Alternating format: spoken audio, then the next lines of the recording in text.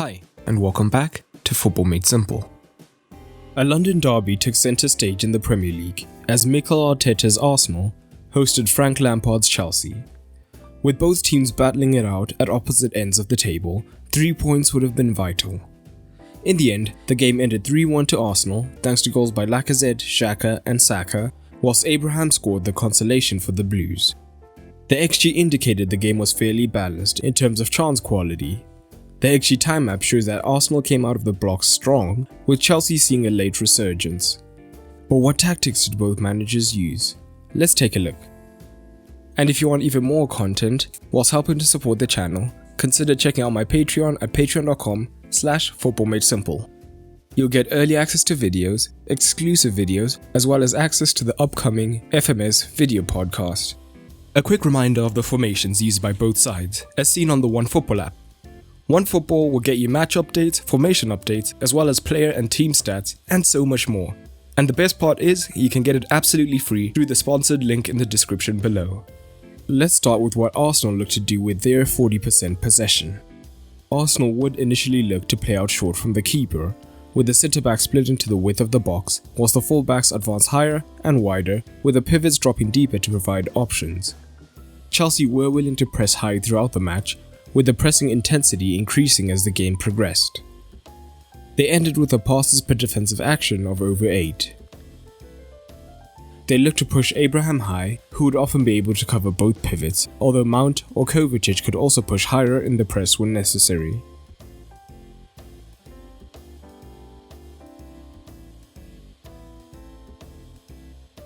Crucially, the wingers would be drawn higher up to press the centre-backs who had moved wide, which subsequently left Arsenal's fullbacks in more space, and Leno could look to pick them out with the chip pass.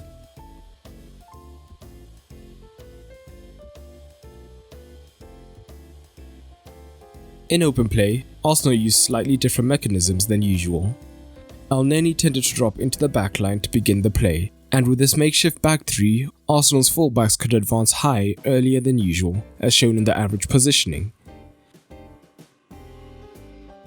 A disadvantage, however, was that with Smith Rowe remaining fairly high and not dropping into the midfield, Xhaka could often find himself isolated in this region, and naturally this made central progression much more difficult.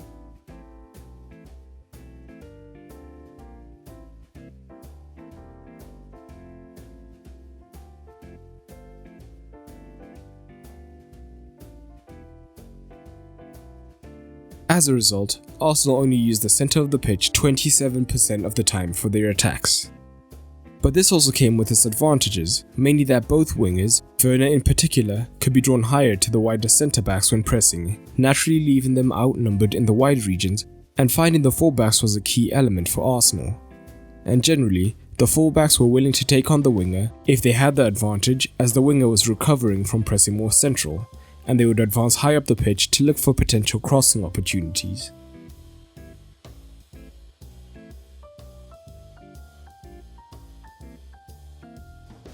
Down the left-hand side, when Tierney was advanced, this could provide the opportunity to either push into the half space to draw James narrow and create more crossing room for Tierney.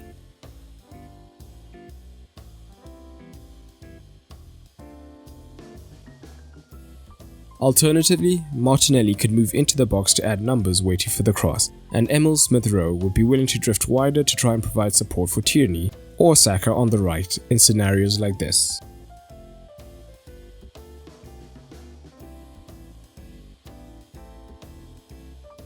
In winning the first penalty, we see elements of this.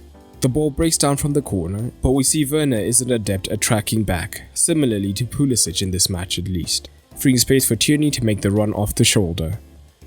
Martinelli is in a central region initially, discouraging James from going out wide to close Tierney down, so Tierney can drift into the box and then win the penalty. Now, what did Chelsea look to do with their possession?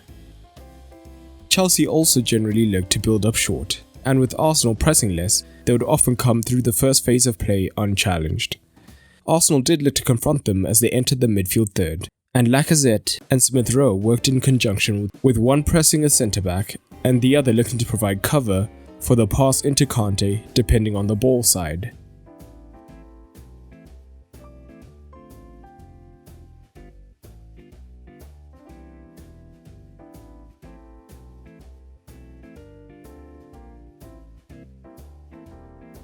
When Smith Rowe in particular was pushing higher, Chelsea were happy to temporarily shift to a double pivot, with Mount or Kovacic dropping deeper. So if Xhaka or Elneny were drawn higher up on the press, Chelsea could then look to find the man moving between the lines to look for the cross.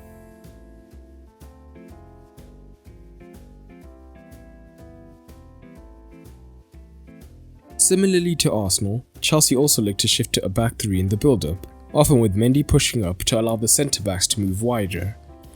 This would also lead to the Arsenal wide men pressing narrow, and Martinelli in particular tended to move narrow. This would then free up James to move higher up the pitch and receive the ball, and Pulisic could initially remain wider to cause a 2 versus 1 against Tierney higher up, to get into good crossing positions.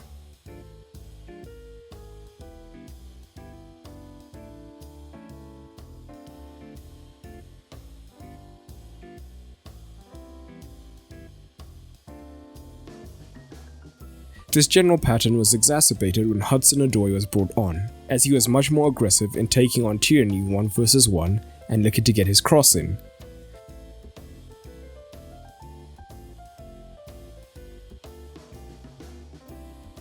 He ended with the third most crosses for the side, despite only being on the pitch for half the game. In fact, from these wide regions, he was able to get the cross in for Abraham's goal.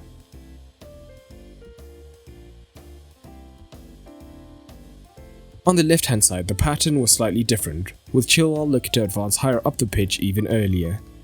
This would allow Werner to move infield to the centre-forward positions where he is more comfortable.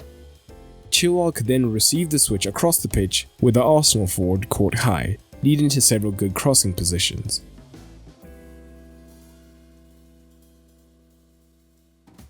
Overall, this was a crucial 3 points for Arteta's men, who will be hoping that this is the signal of better things to come.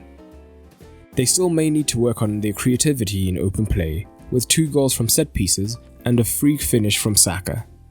Lampard, on the other hand, will be concerned about their recent form and will need to look to get them firing again. But what did you make of the match?